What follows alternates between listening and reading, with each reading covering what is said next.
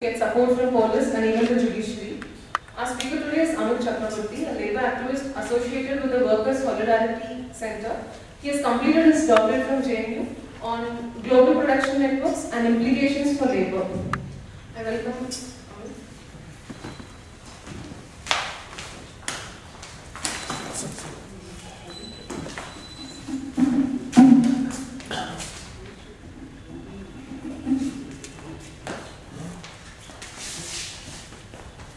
Thank you for inviting me on behalf of Council for this talk. This one. That is black. Yeah. So, how long should I? So, Thing is that generally in academic spaces, the issues like labor or workers things these are not discussed that much.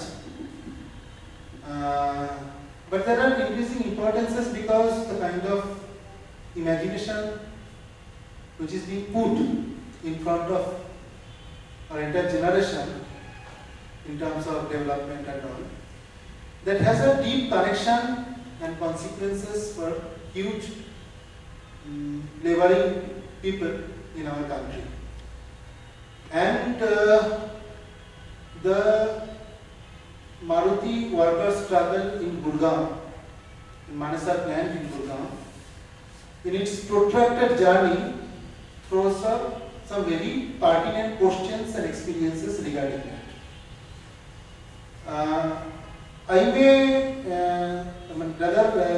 I discuss three aspects. First, the context where these kinds of struggles are taking place. Second, the nature of struggles or the ground experiences. And third, what kind of lessons or experiences we draw from these kinds of struggles. The nature of conflict as such. Like in last 30 years, there has been a significant transformation in world economy and Indian economy as well. This is important because that has changed our perspective towards development, towards labor, towards growth and everything.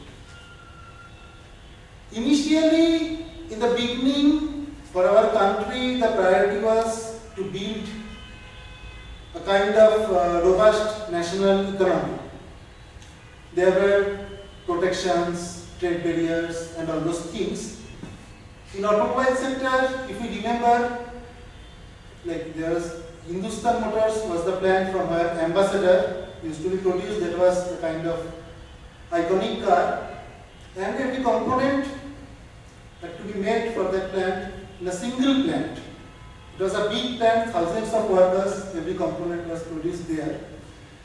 And there was a protection from foreign competitors for these kinds of initiatives.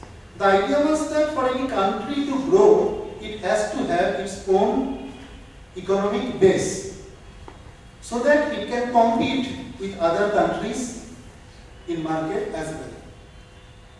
In last 30 years, this notion of growth and development in terms of economy has changed significantly, and that explains the transformation of production and labor regime as well in our country. First thing which has appeared, that there has been a splitting up of production in various parts of the world. Like if you have a laptop or car or whatever, maybe different parts of it is produced in different parts of the world, and ultimately it is assembled somewhere else and it is sold somewhere else. And in this process, basically technology comes from somewhere, cheap labor comes from somewhere, and it goes to some other market. This kind of development in world economy particularly forced the countries to place themselves in proper order in these global value chains. Like there are some countries which supply, say, agricultural commodity, like suppose produce jute.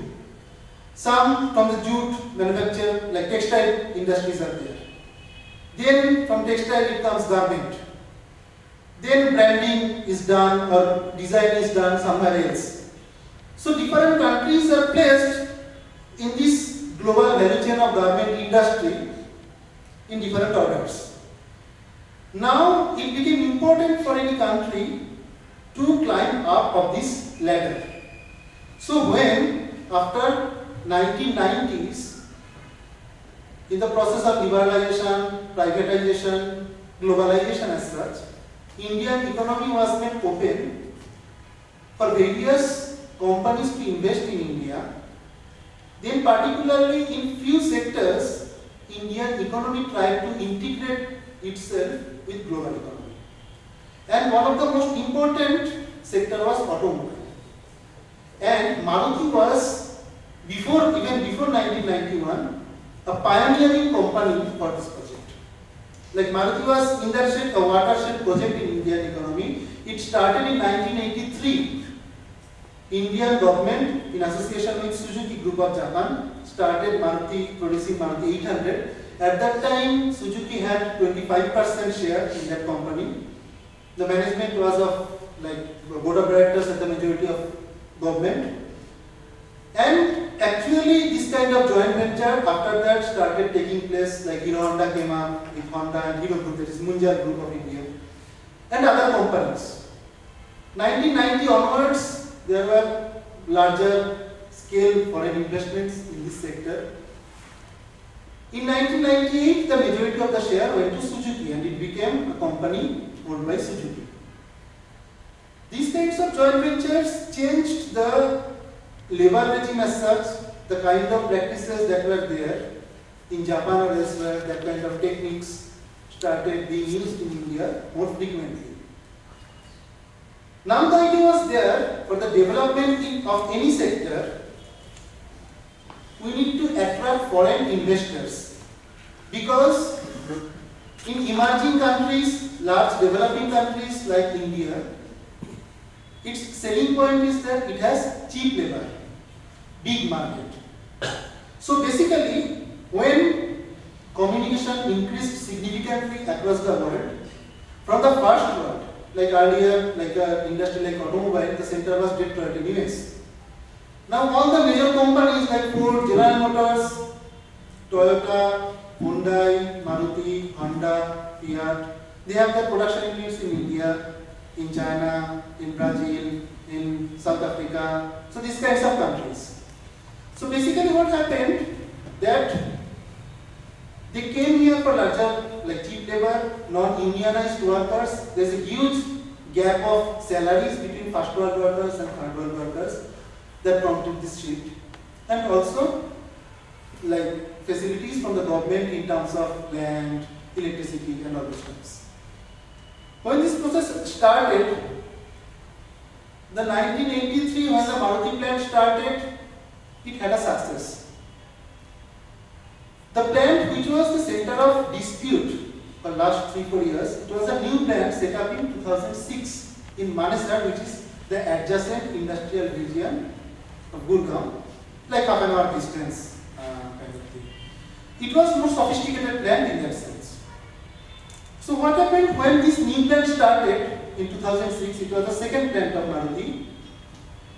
Then the new workforce, they had to face more mechanized kind of production process, more intense work conditions, more workloads as such, and like a despotic kind of regime of labor.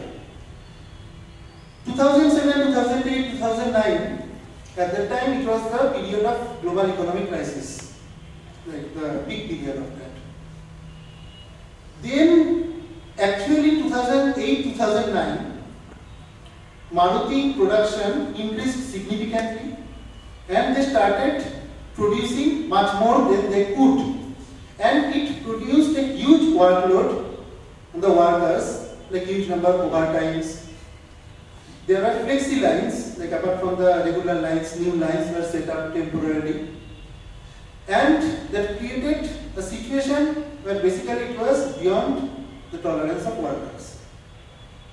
So the situation arose, like in a plant, initially the workers are employed as trainees. Then after 3 years of training, they are made permanent workers. So when the plant started in 2007 in Maruti Manesar, till 2010 the workers were trainees and they could be thrown out at any time. They could not raise any objection to the increasing working conditions, force, salary and work pressure. When in 2010 they became permanent, then they demanded for their union, that the workers should have union to bargain at least. Now there is a story of unionization that has a history in Maruti Gurgaon plant, that was a 1983 plant. Initially there was a union which was set up by the management, then it was taken over by the workers. When the workers started to demand more salaries, in 2000 around there was a attack from the management side and there was a strike of workers. It continued for 3 months. After 3 months the strike was crushed and a pocket union of management was set up. Most of the permanent workers were thrown out of the plant, either dismissed or were given VRS, voluntary retirement service. And majority of the workforce were made contract workers. So in that way, from that time period, the process of contractualization and informalization started, basically to replace the permanent workers by the contract workers. So in Maruti's new plant in Manesar, this process increased. But in 2010, when the workers demanded their own union, both the contract workers and permanent workers struggled together. Management did not accept it. Though in the formal process, in the legal process, there is no right of the management to intervene, because it's a constitutional right of the workers to form their, like any organization of theirs. The labor department also did not cooperate. Management started taking actions. Workers went for strike in June 2011. For 13 days, they were inside the factory, stopped the production, and that caused the entire production chain of Maruti to stop. Because in the new production regime, Maruti assembles cars, unlike Hindustan Motors that used to produce ambassador cars. So in practice, there are few lakhs of Maruti workers in the Gurgaon Manesar industrial belt. But in Maruti company, there are only 2,000-3,000 workers, permanent and contract put together. The remaining of workers are there in numerous supplier companies who produce components for Maruti, or other companies as well. So there are first tier suppliers who produce engine, brake and seat and other wheel, other stuffs. Then there are second tier suppliers who produce stuff for the first tier suppliers. Then there are third tier suppliers, and this chain extends to informal sector, where there are household productions of screws and all those small things. So it's an entire production chain that involves lakhs of workers, usually contractualized and informalized over the process. So basically, most of the workers, almost 95% of the whole working population here, gets minimum wage around 5,000 rupees, 6,000 rupees per month, which is the minimum wage for the unskilled worker in our country, in Haryana particular. Maruti workers at that time, when they tried to build their union, they used to get a salary a bit more than that, permanent workers, like 30,000, 14,000. But it was divided in two parts. One was the basic, like 8,000, and another was variable, 8,000 around. If a worker is absent for a single day, then the salary is cut by 2,000. If the worker is absent for 3 continuous days, for any illness, whatever reason, then this entire incentive boils down to 0. The worker is there with 8,000 rupees of salary. And the working condition was such that in the assembly line, the worker cannot drink water from the water bottle just put beside his him. Because in each 40 second, 42 second, one car is produced. That is, the car comes to the worker, he has to do 17 to 18 operations in that 40 second period, and the next car comes. If any of you have seen the movie by Charlie Chaplin, Modern Times, there is this kind of assembly line scene. Like when we screened that movie, when the workers were on strike, just inside before the factory gate, the workers said that okay, this is exactly what we do. So when this goes on, each second is calculated in such a way that there should not be a single surplus second in that 8-hour time. So basically they have a 7.5 minute of break to have tea, and the canteen is quite far. So they have to remove their gloves, have to go to the toilet, then take tea and samosa, then come back in entire 7.5 minutes, where this journey takes 3-4 minutes. So basically it's a kind of working condition that is a kind of dehumanizing thing, and if a worker makes a single mistake, that he is thrashed by his supervisor in such a way, that is basically they used to perform like murga, like holding their ears and ups and downs kind of thing. This created a kind of anger among the workers as well.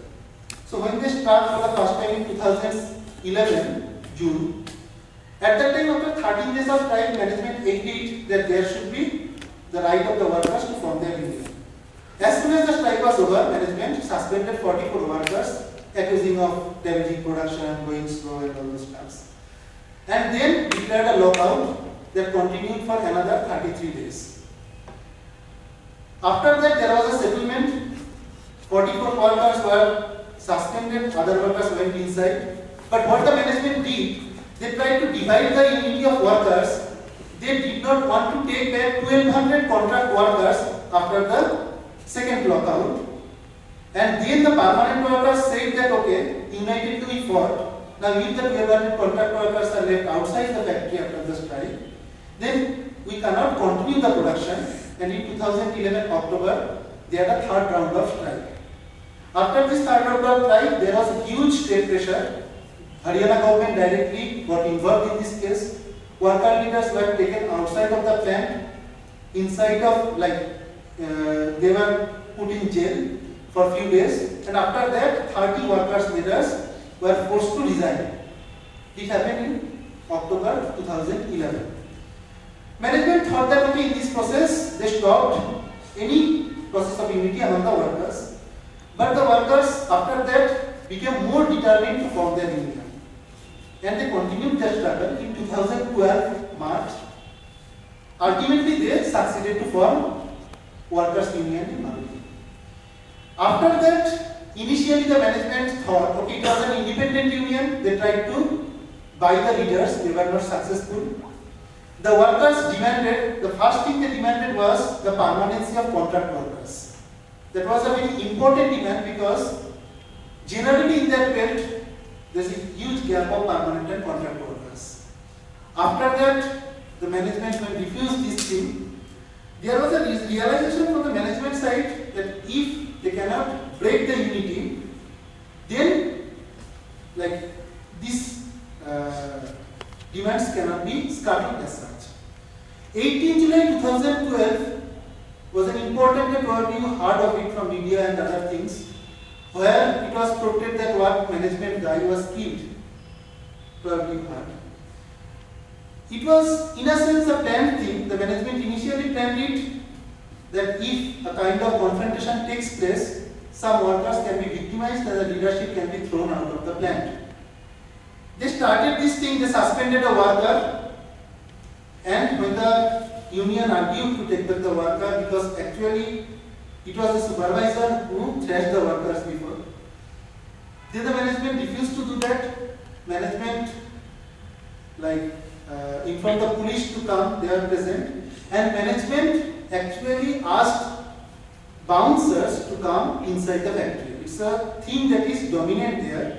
The nearby villages, the unemployed youth, whose father's land has been taken by Maruti, they are given money and other things, and they act as hooligans in support of Maruti company.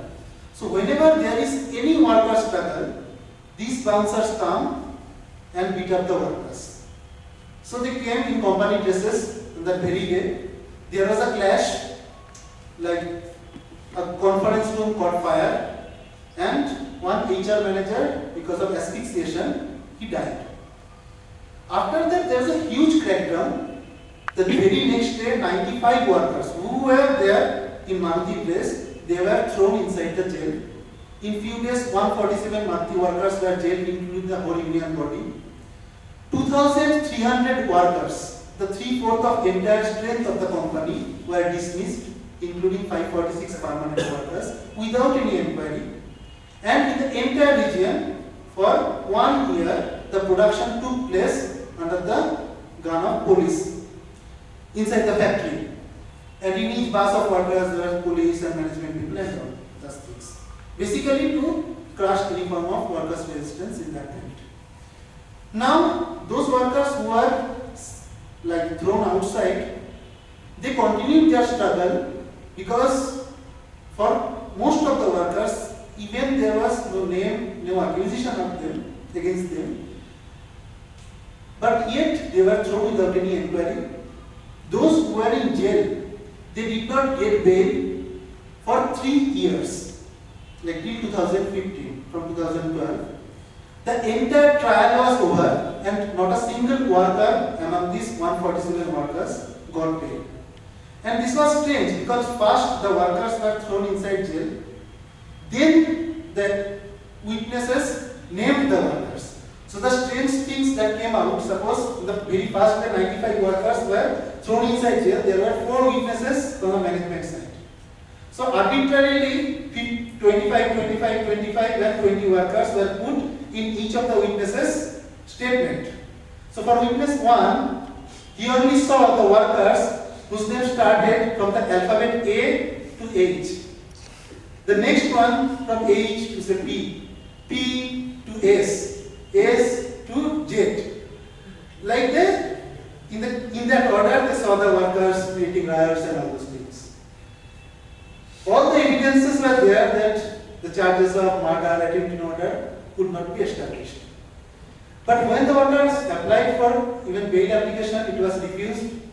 When they moved to High Court, even the High Court judge said that if the Maruti workers get bail, it will give a wrong message to the investors, and the investment will be hampered in this region, so the Maruti workers should not get bail. Ultimately, whole of the trial process was over, and those who had no witness against them, or the witnesses could not identify them, only those workers got bail. Even a single worker who was named in this trial process and identified falsely, whatever the reason, those workers did not get bail, and 36 workers now are in jail. And after the completion of the trial, like in next few months, the judgment will come out, and there is every possibility there. A significant number of workers will get harsh punishment, including lifetimes. The whole union body is there inside the jail. It is not the case of a single factory. Like Maruti, when the 18 July incident took place, R.C. Bhargav, the chairman of Maruti, who is there handling the management affairs from 1983, he is a part of an industrial corridor which is there now in place, Delhi-Mumbai Industrial Corridor. So what happened, as we were discussing earlier, when the government decided after 1990s that we have to invite foreign capital for industrialization, they took some initiatives. Earlier it was SEZ, Special Economic Zone, where there will be no labor laws as such, which are otherwise meant for the management to abide by. SEZ model was not that successful. Though for forming SEZs there has been huge land acquisitions and there have been numerous resistances all over the country, like Singhu, Nandigram, Raigarh and all those places. In that area also huge land acquisition took place. Now what they did, in 2011 there was a national manufacturing policy from the government that there will be NMIZs, National Manufacturing Investment Zones, which are much bigger than the SEZs. So this entire industrial region is one such national manufacturing industrial zone. So what the government is planning, they are trying to form industrial corridors, including these NMIZs, like Delhi-Mumbai Industrial Corridor, which starts from Delhi, then Gurgaon, Mansar, Dharyara, Bawal, Jaipur, Ahmedabad, Cholera, Mumbai. Here, Chennai, Bengaluru Industrial Corridor, Chennai, Sriperumbudur, Hosur, Bengaluru, this belt. There is Hyderabad, Chennai Industrial Corridor, East Coast Corridor, Amritsar, Kolkata Industrial Corridor.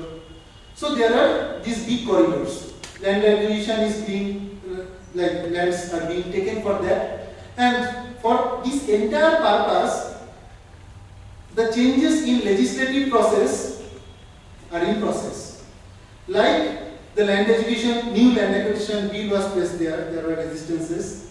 And there are new labor laws, like where contractualization is meant, like the order of the day, union formation, that right is snatched from the workers or right to strike.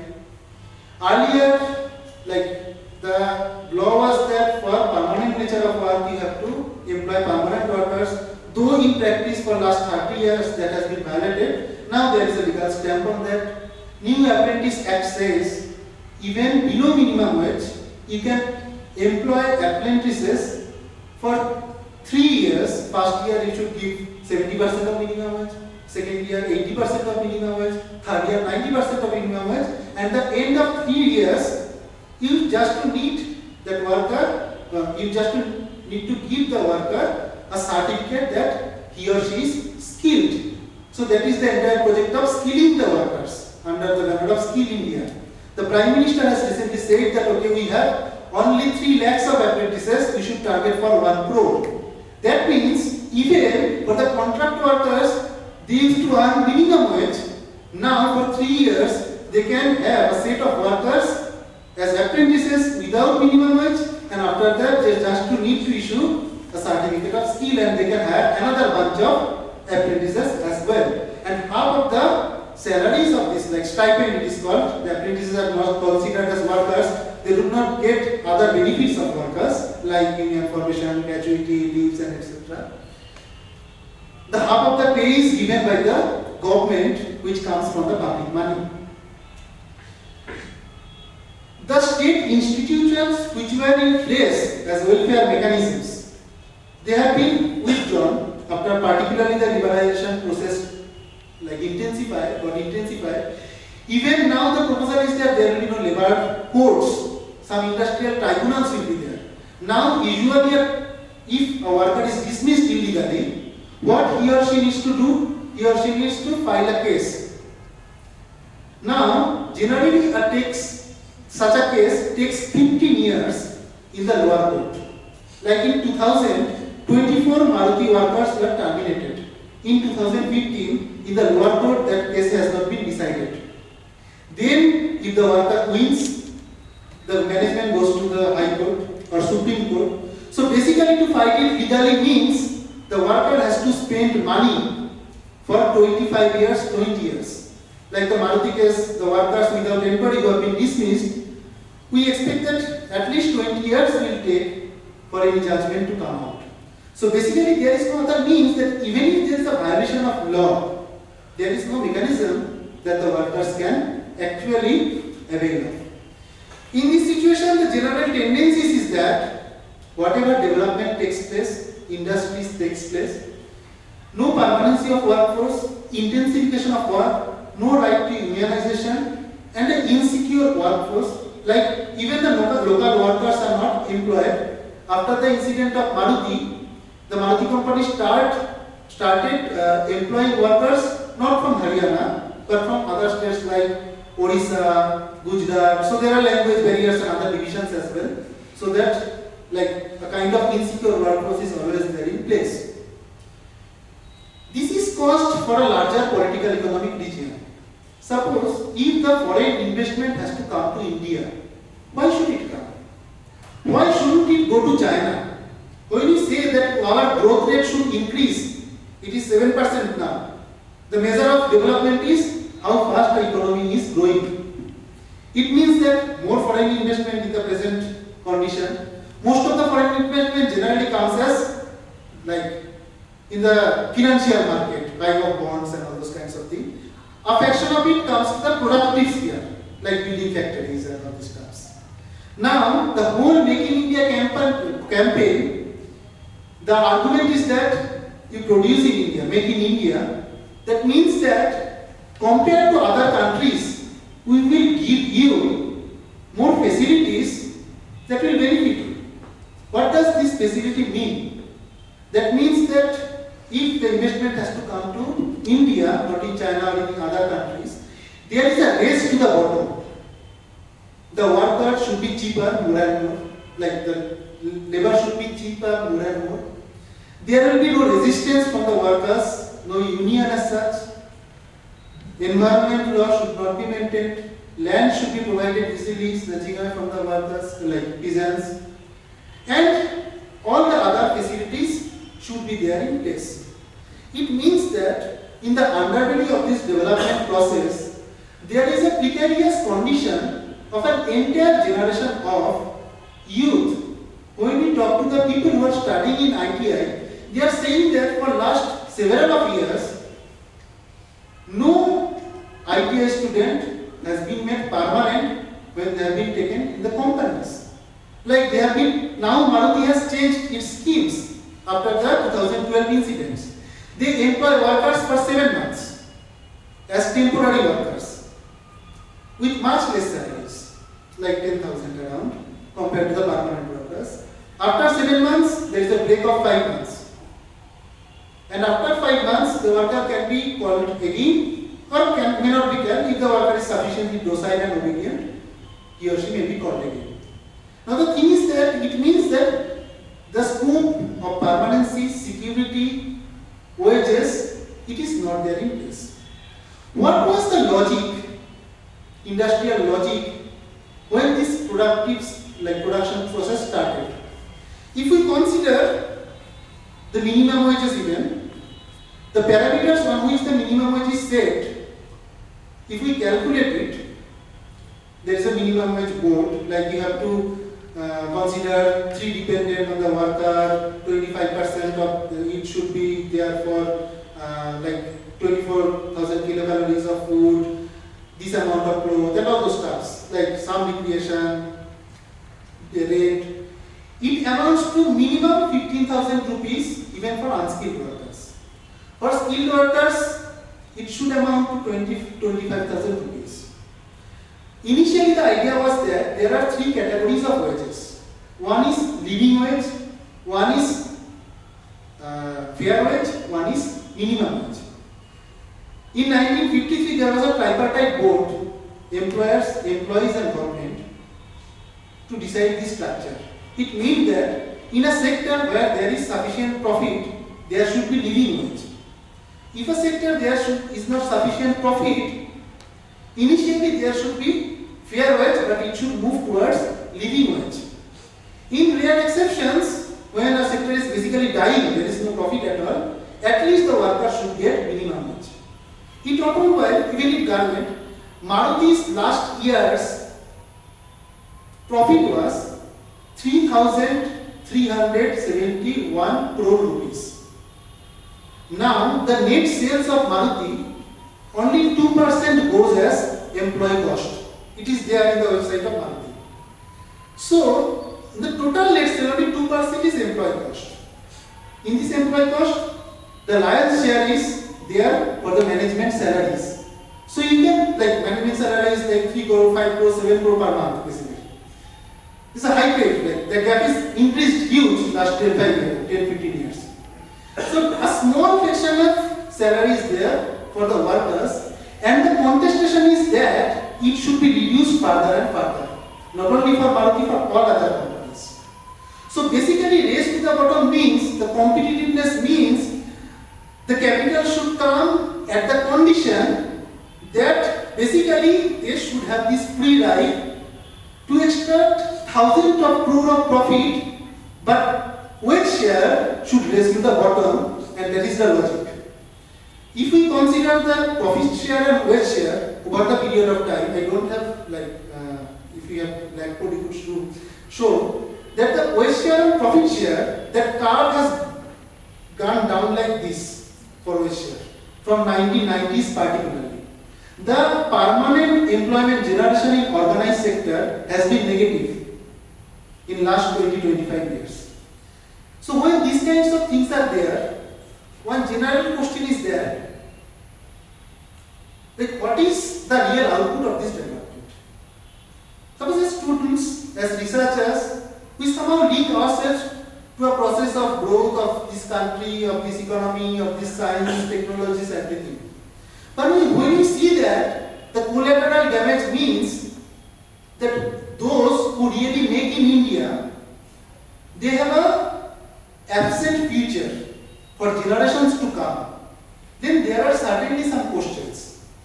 Now, discussing these things means something very odd. Generally, in media, these things do not come out. Maruti movement somehow put forward these questions very seriously because it was such a movement that became inspiration for a large number of workers across the belt to come together in solidarity to demand their rights to form unions and such things. When there is a possibility that the Maruti workers should be given the maximum possible punishment, it is done as an exemplary thing from the ruling elites to the workers to show them that, okay, if you indulge in struggles for your right, even for the basic rights of union formation, right to association, right to have decent living conditions, then basically these are the consequences you have to have. It is not the Maruti thing. When this struggle is going on, when Bhargava says that there is a class war, this war is being waged from the capitalist class. And Maruti workers are basically the political prisoners of that class war. It is not only Maruti workers. In Graziano, after 4 years, the workers, there was a clash, are still in jail. In Orient in garment sector, in Licha, in various other companies, many workers are in jail for severe years. In this entire industrial belt, when the workers cannot demand the minimum things, it becomes the sporadic forms of resistances only. And at the same time, the industrial police force acts and the workers are thrown behind the jail. And basically this process is continuing. So in that sense, when we talk of solidarity or justice for the Maruti workers who are in jail, it is not for few workers who are there in jail. Even from the legal point of view, we see that the workers, but against the workers, there is no specific evidence. The guy who died, he did not have any injury above his knee, and legally it doesn't amount to even attempt to murder. Because of smoke, he died, the forensic, like the postmortem report showed. Second thing is that the police was not allowed to enter the premises when the clash took place, because the management thought of a small clash to basically dismiss the worker leadership. 3 ambulances were there. 3, sorry, not ambulances. 3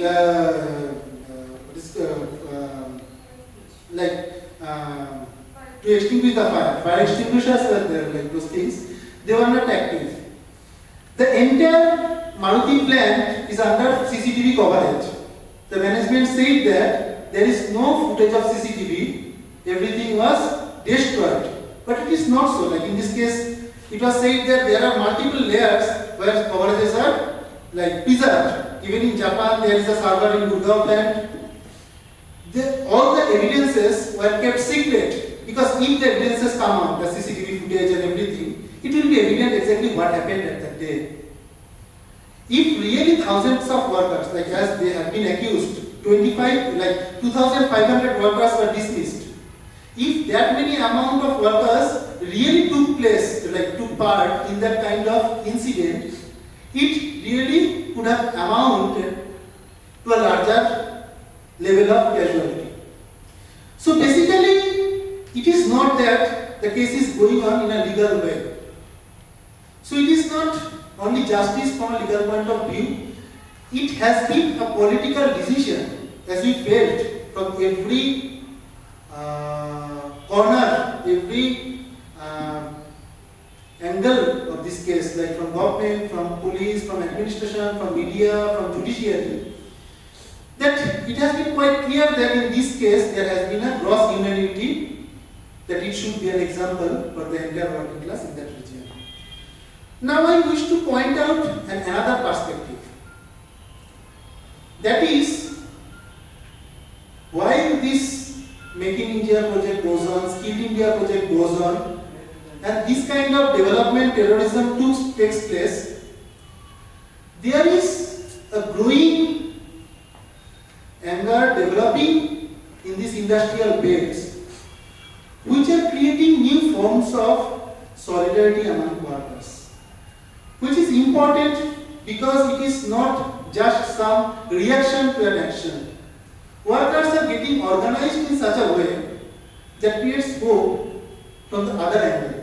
In Maruti case, basically what happened in the shop floor during the strike and even after the strike, the workers' strength pushed back the management to at least recognize few human aspirations that the workers had, like increasing the 7.5 minute tea break to 15 minutes, to reduce the assembly line speed from 40 seconds to 42 seconds to now it is 60 seconds around, to at least have a reliever. If a worker goes to the toilet, someone can manage the assembly line production.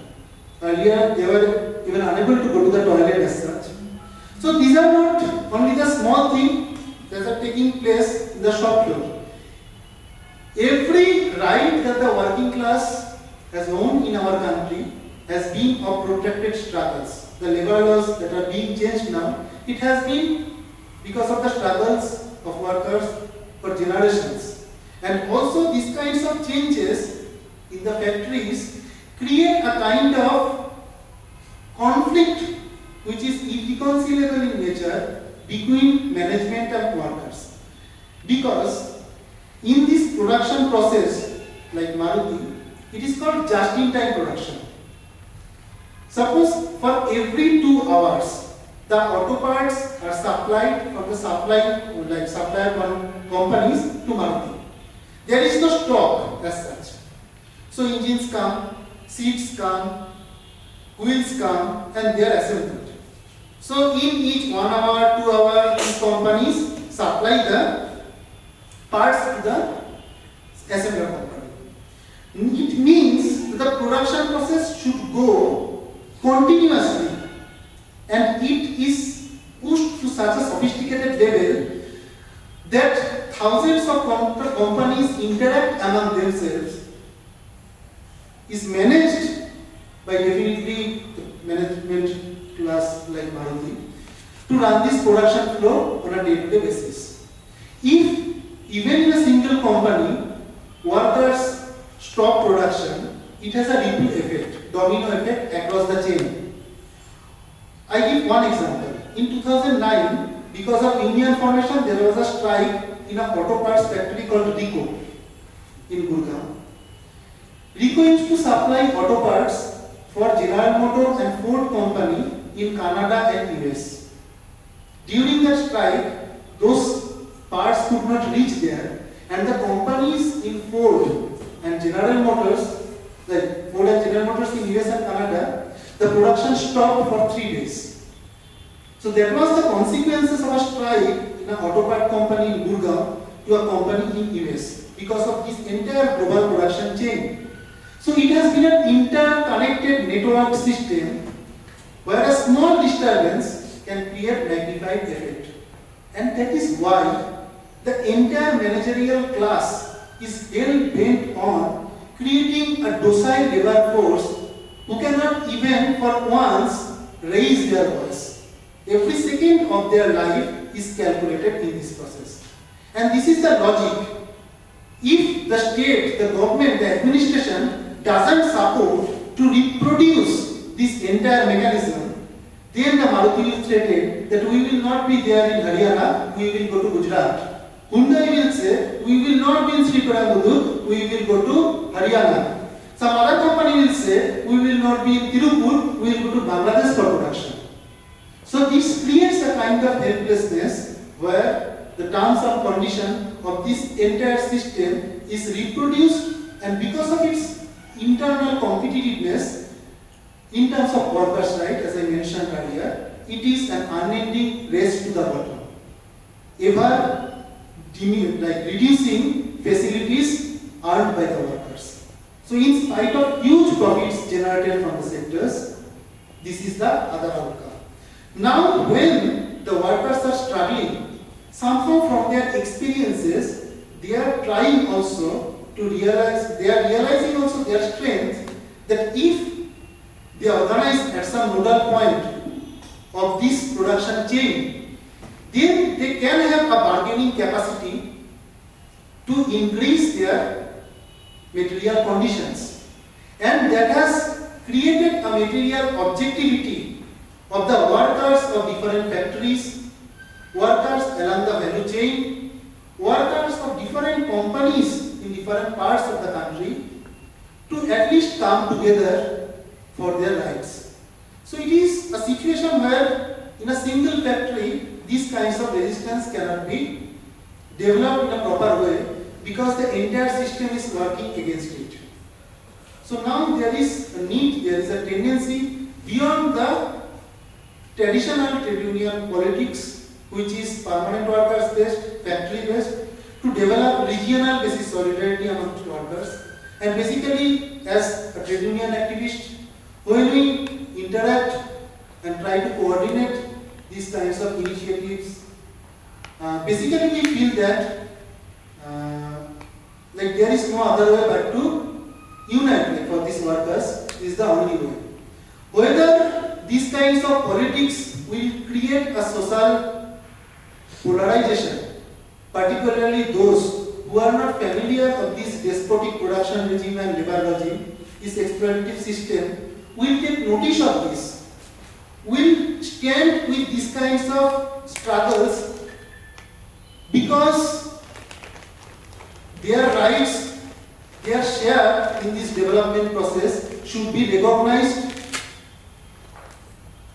Then it becomes a difficulty, like unless and until it happens, a difficulty for workers only to continue these kinds of resistance struggles.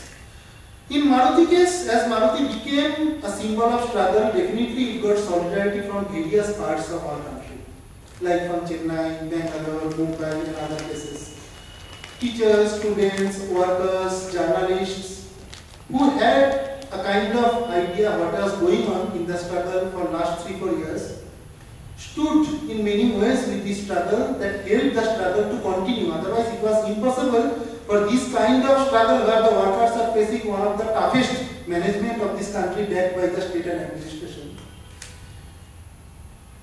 Now also when the judgment is being passed, the Maruti workers are campaigning again in different parts of the country among the workers, students, teachers to take notice of both their struggles and beyond Maruti, the overall situation of the toiling people who make in India, and to raise questions what kind of development we really need, the kind of development that will benefit the larger masses of our country, or that kind of development which becomes some statistics as growth rate in Indian economy at the cost of dehumanizing situation of the larger masses, both workers and peasants in our country. So that is a very pertinent question which is not restricted to the discipline of industrial economics. But whoever takes concern of these facts, this should be debated and should also take sides. Because taking sides, taking political position really means that we push forward the kind of aspirations, imaginations we have for the development of this society, economy and politics as such. So I conclude with the appeal that the Maruti worker struggle is going on.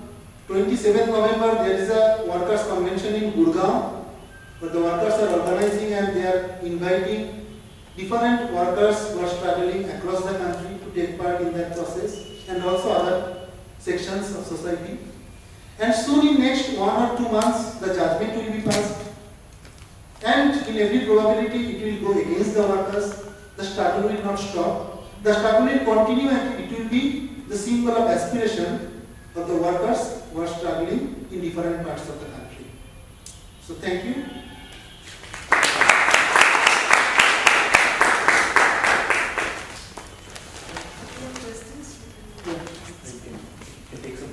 Yeah.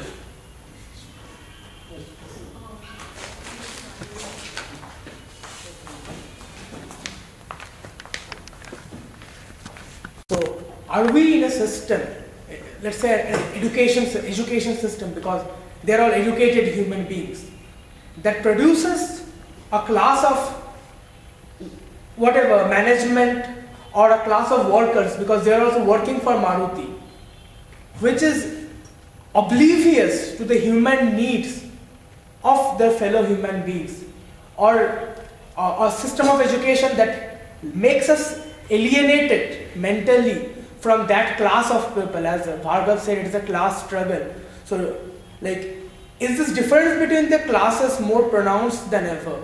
Because to the extent I can observe in the media, most of the time, before I was like in the process of me being an adult, I've always been reading about bunds, strikes, and they were portrayed as, what should I say, bad things, like things which are blocks to development. But then again, there is this other part of the story where these strikes are against very dehumanizing treatments which are hardly ever covered or highlighted, and all we get to know is there is a class of people who are workers and they are supposed to produce for us, and they are going in strike, and hence the development index and everything is coming down, and this is a very bad process, and hence they should be curbed, or the management should go into a negotiation and this band should be stopped. So what are the implications? Like, do we not have a sympathetic educated class? I have I am pretty much active in social media, and I observe people making posts about terrorism, rising cases of fundamentalist lynches, but there is a pressing, as you just described, there is a pressing case of ongoing inhuman treatment meted out to people in Gurgaon. Let's say in West Bengal, this puja only, a number of jute mills simply got locked out. So, and there is not much voice of sympathy from the educated class. But it is the educated class which is partly managing this. The management, which you say it gets the lion's share, comes from us, the people studying in the universities. So that is the case, right? One thing I need to mention that the closure of factories, there are different reasons when a factory is closed. In 98% cases, it is anything else but workers' disturbance, like this factor. Strikes and lockouts, as you mentioned, is portrayed negatively, but if you see, in last 40-50 years, particularly after 1980s, as the profit share increased, there is another curve that is like this. Strike and lockouts in number has decreased significantly. Not lockouts, but strikes. Strikes have decreased significantly, and lockouts, that is flight of capital, rather the strike by the capitalist class, that has increased significantly. In jute mills, when they are closed, they are because of the introduction of capital, because there is another sector which gives more profit. Now, when you say that, like persons like us who take part as human beings in the managerial process, how should we see these things? When I was doing my mechanical engineering in Jabalpur University, Maruti used to come for campus in our university. I had roll number 74, roll number 73, my friend, very close friend. We used to sit together. He was there and he got a job in Maruti. After many years, we did not have any contact.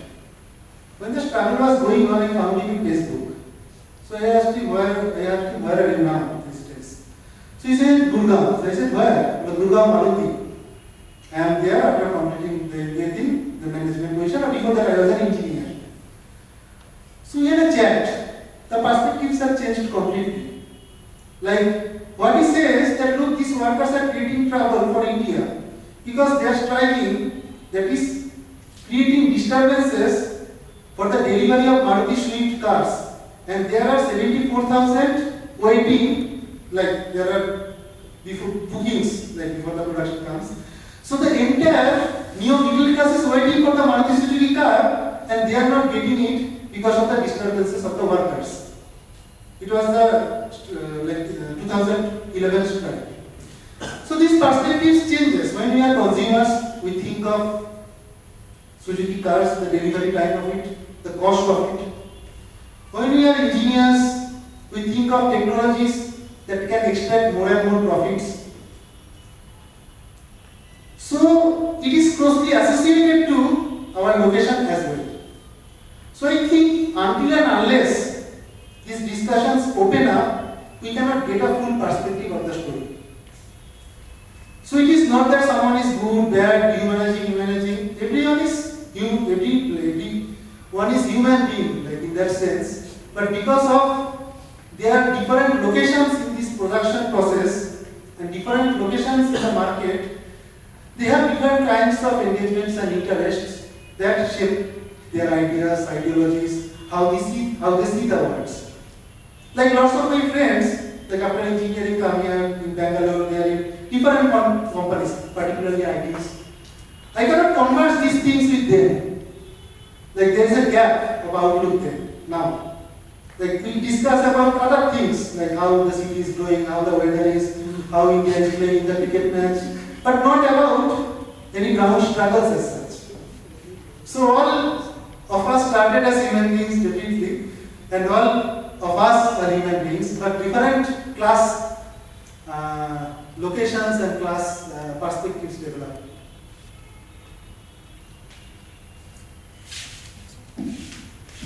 Let's thank Amit for this talk.